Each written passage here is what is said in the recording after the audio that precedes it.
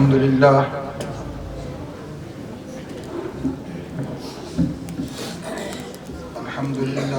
وکفی وسلام علی عبادہ الذین اصطفی اما بعد اعوذ باللہ من الشیطان الرجیم بسم اللہ الرحمن الرحیم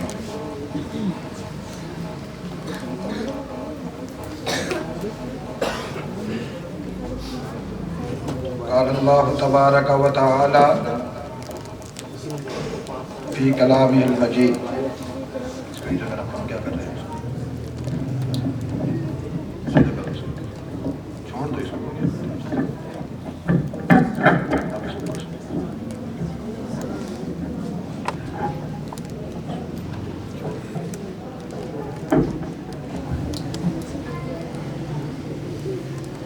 وَنَضَعُ الْمَوَازِينَ الْقِسْطَ لِيَوْمِ الْقِيَامَةِ صدق اللہ العظیم۔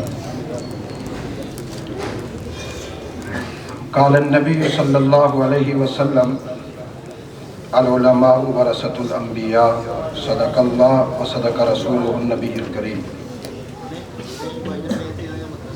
آج اللہ تعالیٰ کے فضل اور احسان کے ساتھ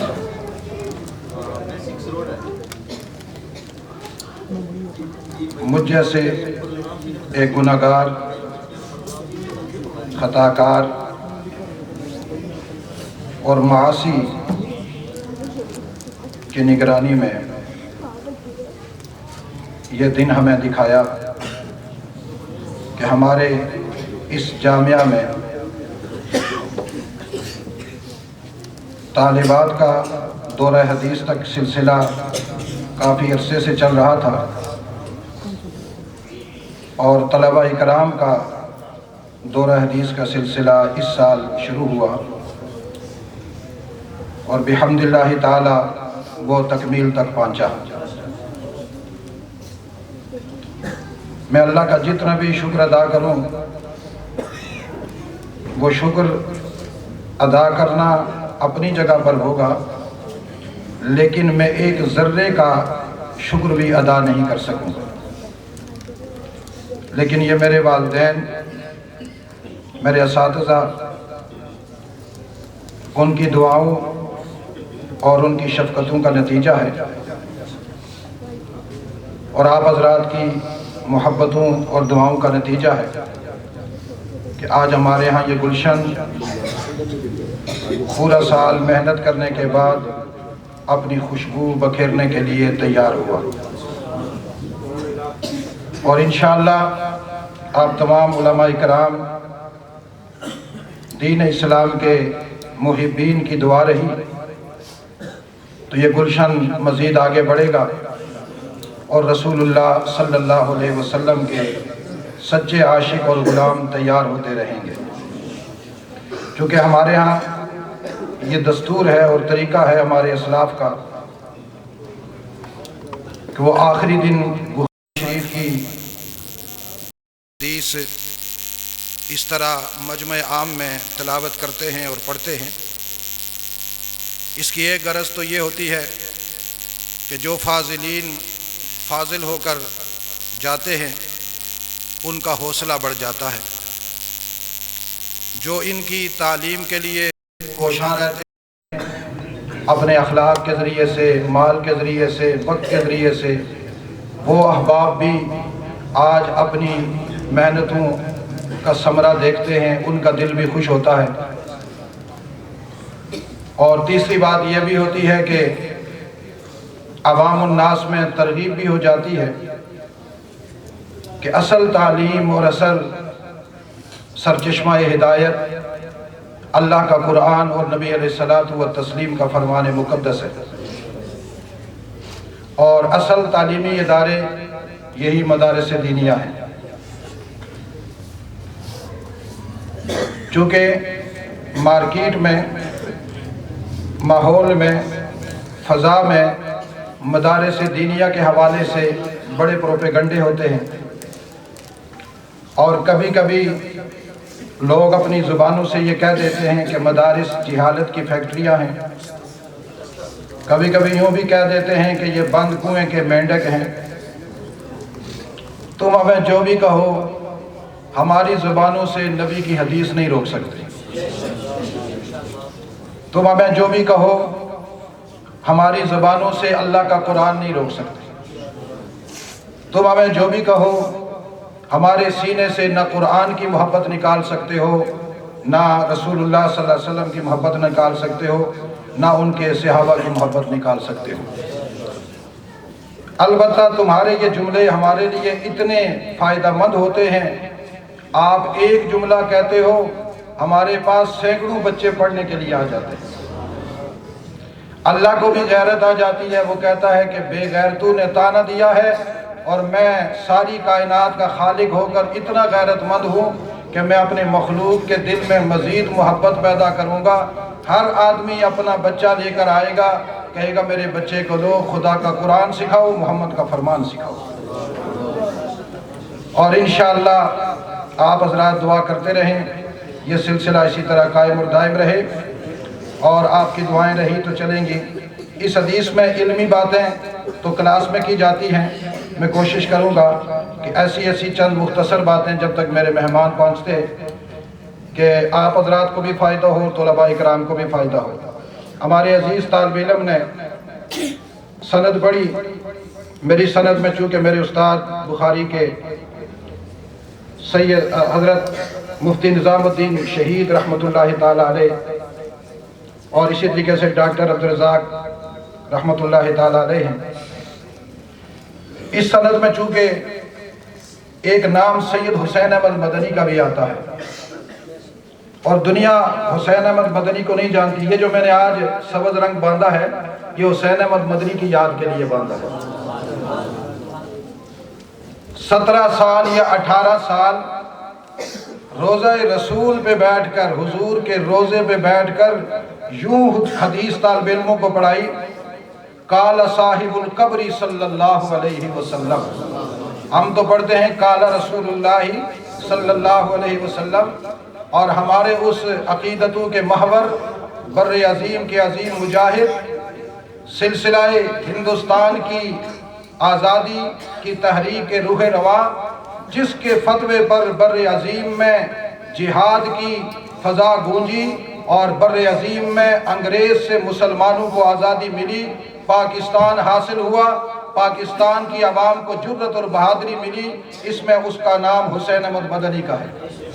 تو میرے دل نے کہا، میں نے کہا میں اپنے عقیدتوں کے محور سید حسین احمد مدنی کی نسبت سے، وہ ہمیشہ چونکہ مدینہ طیبہ میں پڑھاتے رہے اور وہاں کا ماحول تھا گنبد خضرا سبز، جالیاں سبز، تو وہ بھی اپنے سر پر اسی عقیدت سے سبز رنگ کا امامہ باندھا کرتے تھے، تو میں نے بھی اسی نسبت سے آج باندھا ہے۔ اللہ کرے میری اس سلسلہ سند میں شیخ الہند محمود حسن اور اسی طریقہ سے محمد قاسم نانوتوی، ایک آدمی محمد قاسم نانوتوی، شیخ الہند محمود حسن جس کو شیخ الہند کہا گیا، یہ سارے وہ ہیں مجاہدین سر بکب ہیں جن کی دن رات کی محنتوں سے، جیلوں میں جانے سے، جیلوں میں بیٹھ کر تفسیریں لکھنے سے، فتویٰ دینے سے ہمیں اور آپ کو یہ پاکستان ملا۔ ہم آزادی کے ساتھ آج مدرسے قائم کیے ہوئے الحمدللہ اللہ کے قرآن کو اور محمد کے فرمان کو بیان کرتے ہیں۔ اس باب میں اللہ جل شانہ نے بیان فرمایا وَنَزَعُ الْمَوَازِينَ الْقِسْطَ لِيَوْمِ الْقِيَامَةِ، ہم قیامت والے دن ترازو قائم کریں گے تاکہ انصاف قائم ہو سکے۔ انصاف کا ترازو ہوگا، قیامت کا دن آئے گا، قیامت کے دن انصاف کے ترازو قائم ہوں گے۔ امام بخاری نے اپنی بخاری شریف کا جو آخری کتاب باندھی ہے وہ ہے کتاب التوحید، اس کے تقریباً 52 ابواب ہیں، ان میں سے آخری باب یہ باندھا ہے باب قول اللہ وَنَزَعُ الْمَوَازِينَ الْقِسْطَ لِيَوْمِ الْقِيَامَةِ۔ پہلا باب باندھا تھا جس میں ہے کتاب الایمان، اور کتاب الایمان سے پہلے بطور تمہید کے وحی کا باب باندھا، باب کیف کان بدء الوحی، یہ بتلانے کے لیے کہ ہمارے پاس جو ایمان ہے وہ وحی کی روشنی والا ہے، لیکن انسان کے لیے سب سے پہلے ضروری ہے ایمان، اور آخر میں کتاب التوحید لائے، اور کتاب التوحید لا کر اشارہ کر دیا کہ ایک ایمان والے کے لیے ضروری ہے اس کی ابتدا ایمان سے ہو اور انتہا توحید پر ہو۔ اللہ تعالی ہم سب کو توحید نصیب فرمائے۔ اس توحید کے باب میں جو آخری باب قائم کیا وہ ہے میزان کا، کہ تمام لوگ یہ یقین رکھیں مرنے کے بعد ہمیں یوں ہی نہیں چھوڑا جائے گا، جو کچھ ہم دنیا میں کر کے جائیں گے اس کے لیے میزان قائم ہوگا، اور میزان بھی عدل کا قائم ہوگا۔ اس میں اللہ تعالی ہمارے اعمال کو تولیں گے، تول کر ساری مخلوق کو بتائیں گے یہ دیکھو میرا محبوب بندہ ہے، اس کا عمل کتنا وزنی ہے۔ اسی لیے اللہ تعالیٰ کو تو میزان قائم کرنے کی ضرورت نہیں، اللہ کو تو پتہ ہے، اس کے بعد سارے کے سارے اعمال لکھے ہوئے ہیں، فرشتوں نے ایک ایک ذرہ ہمارا لکھا ہے، دن رات کا ایک ایک لمحہ لکھا ہے۔ لیکن کل قیامت والے دن جو میزان قائم ہوگا، میزان عدل، یہ اللہ یوں قائم کریں گے جیسے آج جلسہ ہے، اور ہمیں تو پتہ ہے کہ ہمارے طالب علموں نے کیا پڑھا۔ آپ حضرات کے سامنے دکھلانے کے لیے کہ طلباء اکرام آئے ہیں، بیٹھے ہیں، آپ کے سامنے دستار ہوگی تاکہ آپ کو پتہ چلے کہ ان کو کیا کیا ملنے والا ہے اور کیا کیا ملا ہے، کیا حاصل کیا ہے۔ ساری مخلوق کو اللہ دکھائیں گے اور میزان قائم کریں گے۔ میزان قائم کر کے اعمال کو تولیں گے، جس کے اعمال رسول اللہ کے اعمال سے ملتے ہوں گے اللہ تعالیٰ فخر کے ساتھ اعلان کریں گے کہ جاؤ اس کو جنت میں لے جاؤ۔ بلکہ حدیث میں یوں بھی ہے کہ میزان جو اللہ تعالیٰ قائم کریں گے اس پر جبرائیل علیہ السلام کھڑے ہوں گے۔ ایک روایت میں یوں ہے کہ ایک ملک کھڑا ہوگا، اور دوسری روایت میں یوں ہے کہ حضرت جبرائیل علیہ السلام کھڑے ہوں گے۔ جب میزان قائم ہوگا، ترازو قائم ہوگا، اعمال تولے جائیں گے، تو ان کی تولنے کے بعد جس کا پلڑا بھاری ہو جائے گا نیک اعمال کا، جبرائیل علیہ السلام آواز لگائیں گے کہ یہ آدمی فلاں بن فلاں، فلاں قبیلے کا، فلاں خاندان کا آج کامیاب ہو گیا، سعید ہو گیا، آج کے بعد کبھی اس کو کوئی پریشانی نہیں ہوگی۔ یہ آواز ساری مخلوق سنے گی اور اس کو ساری مخلوق مرحبا مرحبا کہے گی، سیدھا جنت میں داخل ہو جائے گا۔ اور جس کے اعمال کمزور ہوں گے، جس کا پلڑا کمزور ہوگا، وہی فرشتہ جبرائیل اعلان کرے گا اس کا پلڑا کمزور ہو گیا، آج یہ خائب و خاسر ہو گیا، آج یہ شقی ہو گیا، بدبخت ہو گیا، اس کے بعد کبھی اس کو کامیابی کا کوئی موقع نہیں ملے گا، آج یہ برباد ہو گیا۔ ساری مخلوق یہ سنے گی اور اس کو سیدھا جہنم کی طرف اوندے منہ گھسیٹ کر جہنم میں ڈال دیا جائے گا۔ اس لیے امام بخاری نے فرمایا کہ یاد رکھو، جس طرح کتاب بخاری شریف آخر میں آ کر ختم ہو گئی، ایک دن ہوتا ہے آدمی شروع کرتا ہے، سوچتا ہے اتنی بڑی بخاری ہے، یہ ایک نہیں ہے، اس کی 2 جلدیں ہیں، جتنی یہ ایک ہے اسی طرح کی ایک جلد اور بھی ہے، اس کو جلد اول کہتے ہیں۔ طالب علم سوچتے ہیں کہ پورا سال میں اتنی بڑی کتاب کیسے پڑھیں گے، تو اس میں سال کا بھی پتہ نہیں چلتا، اینڈ ہو جاتا ہے، اختتام ہو جاتا ہے، کتاب کا بھی پتہ نہیں چلتا، وہ بھی پڑھ کر آدمی فارغ ہو جاتا ہے۔ امام بخاری نے اشارہ کر دیا، زندگی آدمی کہتا بڑی پڑی ہے، بڑی پڑی ہے، ابھی بہت ہے، کل کر لیں گے، پرسوں کر لیں گے۔ یاد رکھو وقت آ جائے گا انتہا کا، آخرت کا وقت آ جائے گا، اور ایک دن وہ بھی آ جائے گا کہ میزان قائم ہوگا۔ اس لیے بخاری شریف پڑھنے والوں اپنی آخرت کی خاص فکر کرنا، وقت ختم ہو جائے گا، نتیجہ یہ ہوگا کہ اس دن میزان قائم ہوگا، کہیں وہاں پر پریشانی نہ اٹھانی پڑے۔ اللہ تعالی ہمیں اس میزان کے ساتھ ہماری نسبت قائم کرے جس کا نیکیوں والا پلڑا بھاری ہوگا۔ موازین امام بخاری جمع لائے، اس کی وجہ یہ ہے کہ ہر آدمی کے لیے الگ الگ میزان قائم ہوگا، یا یہ ہے کہ ہر عمل کے لیے الگ الگ میزان قائم ہوگا، یا یہ ہے کہ اتنا بڑا میزان قائم ہوگا، اتنا بڑا ترازو ہوگا کہ ساری کی ساری مخلوقات کے اعمال وہاں پر تلیں گے، تمام انسانوں اور جنوں کے اعمال وہاں پر تلیں گے۔ اس لیے اس کو جمع لائے، اور آگے کہا القسط، یہ اس کی صفت ہے موازین کی۔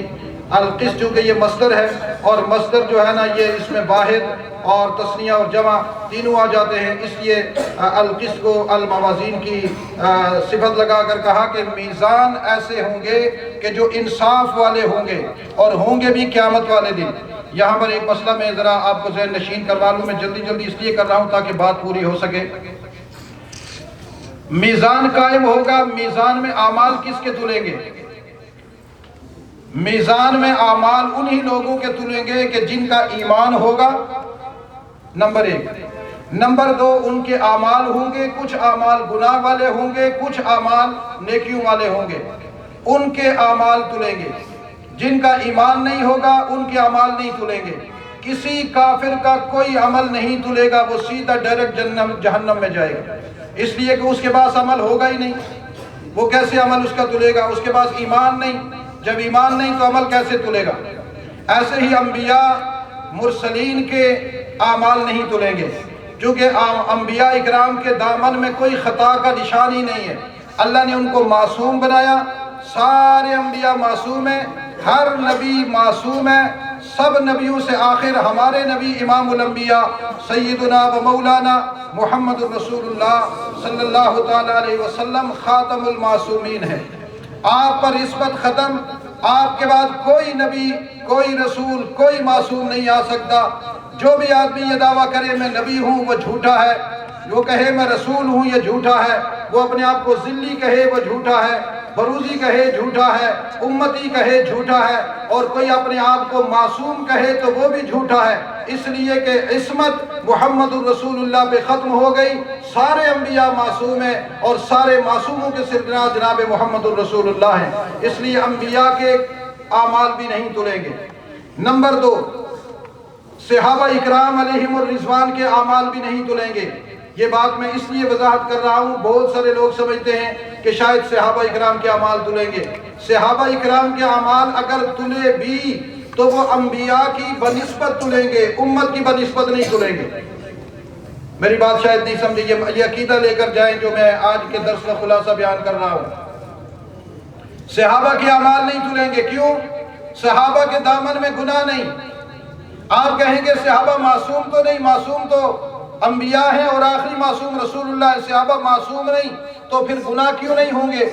اللہ نے حضور کی معصومیت کے طفیل، صحابہ اکرام حضور کے صحابی ہیں، آپ کی صحبت کی برکت سے صحابہ اکرام کو معصوم تو نہیں رکھا، لیکن آپ صحابہ اکرام کے ارد گرد حفاظت کی دیوار کھڑی کر کے اعلان کر دیا، محمد کا دیدار کرنے والے، محمد کا ساتھ دینے والے اصحاب محمد اتنے عظیم الشان ہیں کہ یہ معصوم تو نہیں لیکن ان کا کردار معصوموں والا ہوگا، میں نے ان کو محفوظ کر دیا، زندگی بھر کبھی یہ گناہ نہیں کریں گے۔ اب کبھی کبھی رفض کے مارے ہوئے، رفض کے جراثیم جن کو چڑھے ہوئے ہوتے ہیں، وہ صحابہ اکرام کی زندگی کے واقعات لے کر آتے ہیں، فلاں سے یہ گناہ ہوا، فلاں سے یہ گناہ ہوا، فلاں سے یہ گناہ ہوا۔ یاد رکھیے گا صحابہ اکرام کی طرف گناہ کی نسبت کرنا یہ کفر ہے۔ صحابہ اکرام سے کوئی گناہ نہیں ہوا۔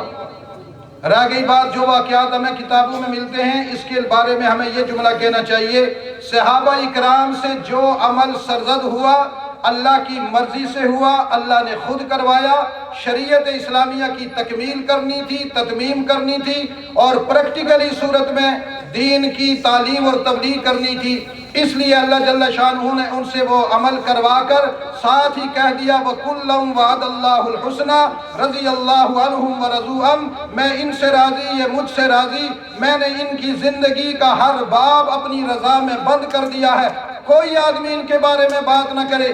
کل جب انبیاء کے لیے میزان قائم نہیں ہوگا تو اصحاب محمد کے لیے بھی میزان قائم نہیں ہوگا۔ محمد کی صحبت کے صدقے یہ بغیر حساب کتاب کے، بغیر ترازو تلنے کے، یہ سیدھے جنت میں جائیں گے۔ ہاں ایک بات ہو سکتی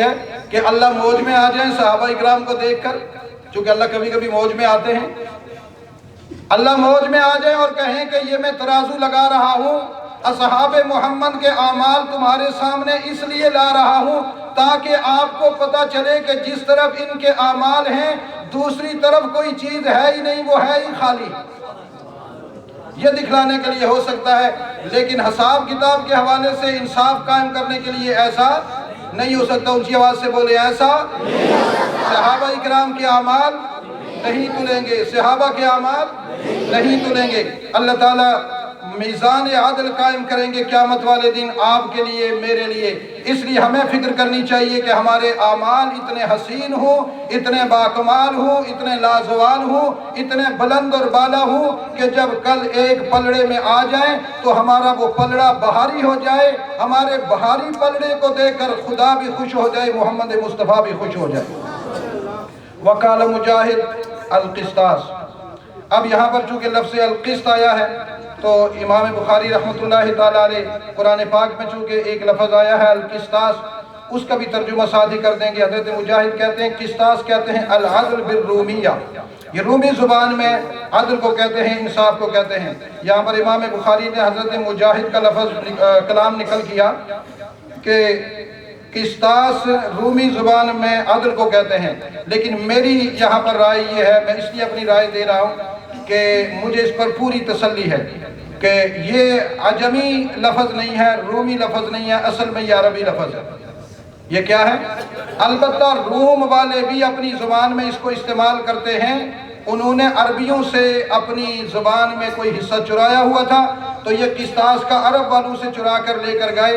اصل یہ عربی لفظ ہے، چونکہ قرآن پاک نازل ہی عربی میں ہوا، قرآن میں عجمی الفاظ نہیں ہو سکتے، اس لیے اصل تو یہ عربی ہے، روم والے بھی استعمال کرتے ہیں۔ تو حضرت جابر نے کہا کہ رومی زبان میں بھی قسطاس عدل کو کہتے ہیں، چونکہ یہ عربی میں بھی جو ہے نا وہ انصاف کے معنی میں ہے، تو رومی میں بھی ہوگا۔ وَيُقَالُ، اور بعض لوگوں نے کہا القسط مصدر المقسط، یہ جو قسط ہے یہ مقسط کا مصدر ہے۔ ان اللہ یحب المقسطین، اللہ تعالیٰ مقسطین کو پسند کرتے ہیں، تو یہاں سے القسط مصدر بنا مقسط کا۔ وَهُوَ الْعَادِلُ، وہ انصاف کرنے والے کو کہتے ہیں۔ مقسط عادل آدمی کو کہتے ہیں۔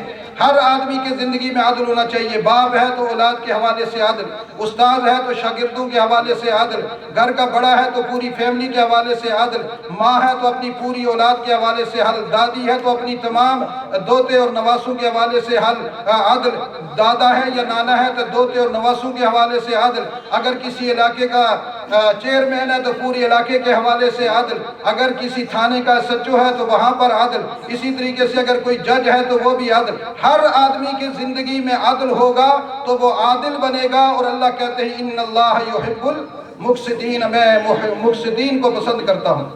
وَأَمَّا الْقَاسِطُ فَهُوَ الْجَائِرُ، البتہ ایک لفظ آتا ہے قاسط، قاسط کا معنی ہوتا ہے ظالم، جابر۔ وَأَمَّا الْقَاسِطُونَ فَكَانُوا لِجَهَنَّمَ حَطَبًا، یہ جو قاسطین جو ظالم ہوں گے یہ کل جہنم میں جلائے جائیں گے، جہنم کا ایندھن بنیں گے۔ آگے حدیث ہے جو حدثنا احمد بن اشکاب قال حدثنا محمد بن فضیل عن عمارہ بن قعقاع عن ابی زرع عن ابی ہریرہ رضی اللہ تعالی عنہ۔ امام بخاری نے جو آخری حدیث نقل کی یہ سیدنا ابو ہریرہ رضی اللہ تعالی عنہ سے ہے۔ سب سے پہلی حدیث امام بخاری نے نقل کی سیدنا عمر فاروق رضی اللہ تعالی عنہ سے۔ سیدنا عمر فاروق بھی مہاجر ہیں، حضرت ابو ہریرہ بھی مہاجر ہیں، اس لیے وہاں سے عمر فاروق کی انما الاعمال بالنیات والی حدیث نقل کی، اور آخر میں ابو ہریرہ کی حدیث نقل کی۔ دوسری بات یہ ہے کہ حضرت عمر فاروق افقہ الصحابہ ہیں، تمام صحابہ اکرام میں افقہ ہیں، فقیہ اعظم ہیں۔ آپ کے مجتہدانہ فیصلے کائنات عرضی و سماوی میں ستاروں سے زیادہ چمکدار اور روشن ہیں۔ قیامت تک کوئی بھی عدل اور انصاف کا پیکر اگر اپنی زندگی میں حکومت قائم کرنا چاہتا ہے تو اس کو عمر فاروق کے جوتوں کے نیچے لگی ہوئی مٹی کو اپنے ماتھے پہ رکھنا پڑے گا، تب جا کر وہ عدل کا انصاف قائم کر سکے گا، ورنہ وہ عدل و انصاف قائم نہیں کر سکے گا۔ تو وہ حضرت عمر فاروق رضی اللہ تعالیٰ عنہ وہ افقہ الصحابہ ہیں، اور حضرت ابو ہریرہ احفظ الصحابہ ہیں۔ تمام صحابہ اکرام میں سب سے زیادہ احادیث نبویہ یاد کرنے والے، بولو سب سے زیادہ، یہ سارے یہ پیغام لے کر جاؤ، سب سے زیادہ صحابہ میں حدیثیں یاد کرنے والے کون ہیں؟ سیدنا ابو ہریرہ رضی اللہ تعالیٰ عنہ۔ میں اس لیے زور دلا رہا ہوں، مستشرقین نے آج کل ابو ہریرہ کو نشانہ بنایا ہوا ہے۔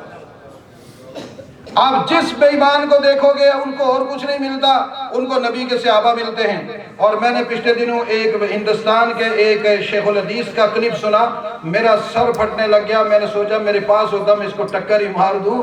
کہتا ہے ابو ہریرہ حدیثیں نقل کرتے ہوئے حدیثیں چھپا دیتا تھا بنو امیہ سے ڈرتے ہوئے، لعنت اللہ علیہ۔ حضرت ابو ہریرہ کون ہے؟ کون ہے؟ سارے بولو کون ہے؟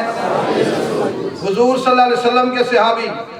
سعد اور مفتی افضل الرحمان صاحب آگے آ لیجیے، حضرت آپ یہاں تشریف لے آئیں ورنہ میں ڈسٹرب ہوں گا۔ حضرت ابو ہریرہ رضی اللہ تعالی عنہ صحابی رسول ہیں، 7 ہجری میں اسلام لائے، 3 سال کے لگ بھگ رسول اللہ کی صحبت اختیار کی۔ کتنا عرصہ؟ 3 سال۔ اب اعتراض کرنے والا کہتا ہے جی 3 سال جو آدمی حضور کے پاس رہا اس کو اتنی حدیثیں کیسے یاد ہو گئی؟ جنہوں نے 23 سال گزارے انہوں نے نہیں یاد کی۔ بات یہ ہے کہ ابو ہریرہ شاگرد تھے، باقاعدہ طالب علم تھے۔ بولو کیا تھے؟ اب دیکھو نا، مثال کے طور پر آپ میں سے کوئی آدمی ہے جو میرے پاس آتے ہوئے اس کو ہو سکتا ہے 18 19 سال 20 سال ہو گئے، اس نے ایک حدیث بھی یاد نہیں کی۔ ان بچوں نے 1 سال مجھ سے بخاری پڑھی یا دیگر اساتذہ سے پڑھی، یہ 1 سال کے اندر کتنی حدیثیں جان گئے؟ بات سمجھ میں آ رہی ہے؟ اونچی آواز سے بولو۔ حضور کا بھی مدرسہ تھا مسجد نبوی میں، اور اس مدرسے کے ہونہار طالب علم سیدنا ابو ہریرہ ہیں۔ بولیے کون تھے؟ سیدنا ابو ہریرہ۔ اور سیدنا ابو ہریرہ اتنا ہونہار طالب علم ہے کہ حضور جب وہ قبیلہ دوست سے آئے تھے، جب آئے تو آپ کا غلام بھی ساتھ تھا، مالدار تھے، غریب نہیں تھے۔ مسجد نبوی میں پہنچے، حضور کے طالب علم بنے، اتنے فقیر بن گئے کہ کئی دن کھانا نہیں ملتا تھا، بھوک کی وجہ سے بے ہوش ہو جاتے تھے، لیکن دامن رسول نہیں چھوڑا، چمٹ کر رہتے تھے کہیں حضور کا کوئی عمل مجھ سے غائب نہ ہو جائے، میں اس سے غافل نہ رہ جاؤں۔ 3 سال دامن رسول سے وابستہ ہو گئے۔ اللہ نے کہا میرے محمد سے علم حاصل کرنے والے، میرے محمد کے یار ابو ہریرہ، میں تجھے صحابہ میں محدث اعظم بنا دوں گا۔ تو صحابہ میں محدث اعظم کون ہے؟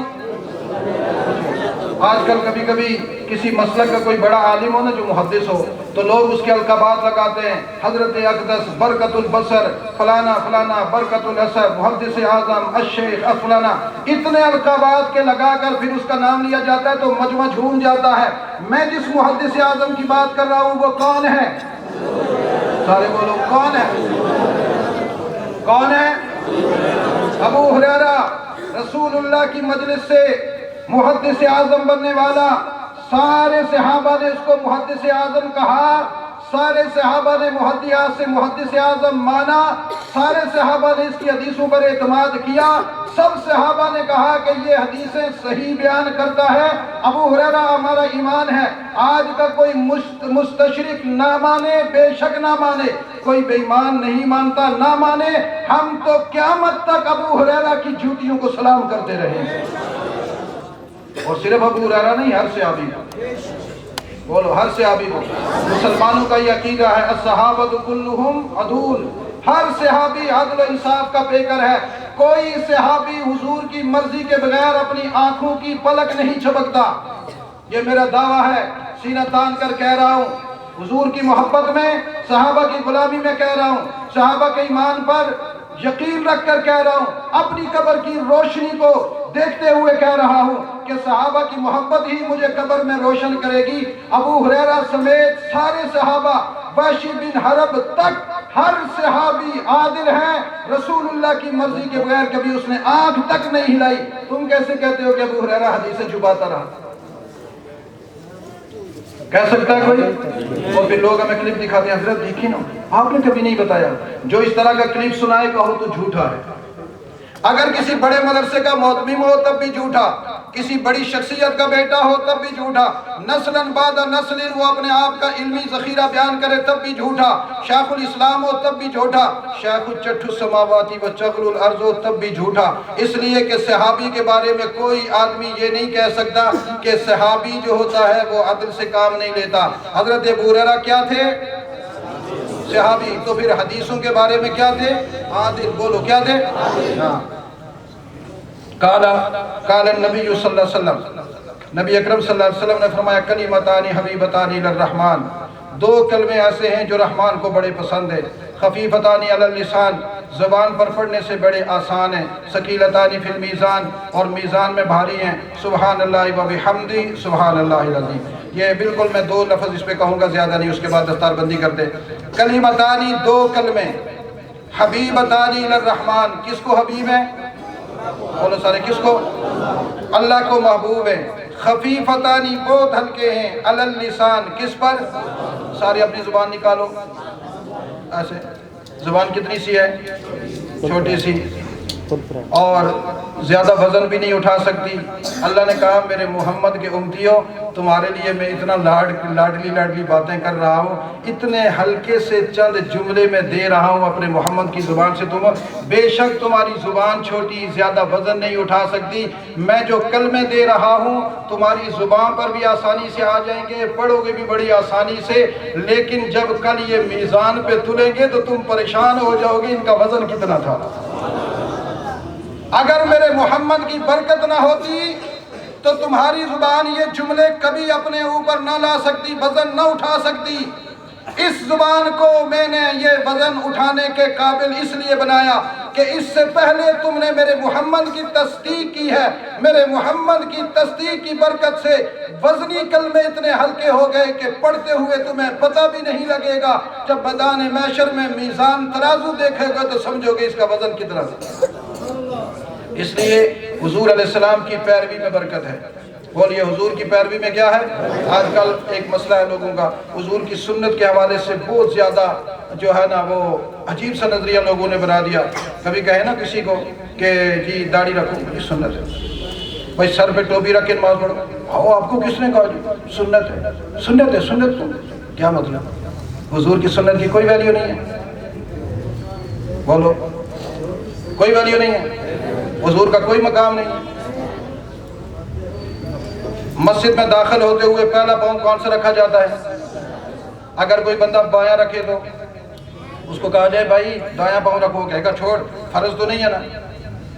آپ مجھے اپنے حساب سے بتاؤ، جس بندے کو کہا جائے حضور کی سنت یا وہ کہے چھوڑو فرض تو نہیں ہے میں نہیں کرتا، یہ کل حضور کا سامنا کر سکے گا؟ کوئی آدمی جرت کر کے دل میں ہاتھ رکھ کر کہے کہ میں حضور کا سامنا کروں گا، میں حضور کو کہوں گا آپ کی سنت پہ میں نے نہیں عمل کیا، میں آپ کا سامنا کرتا ہوں، کر سکے گا؟ اس کا پلڑا اعمال کا میزان میں بھاری ہوگا؟ یاد رکھیے گا میزان فرائض سے نہیں بھاری ہوگا، محمد کی سنتوں سے بھاری ہوگا۔ یہ نہ سمجھو نمازیں لے کر آئیں گے تو میزان بھاری ہو جائے گا، بڑی نمازیں ہم نے پڑھی ہیں، بڑے فرائض پڑھے، نہ بھول ہے تمہاری، وہ میزان ہلے گا ہی نہیں جب تک محمد کی سنت میزان میں نہیں آئے گی۔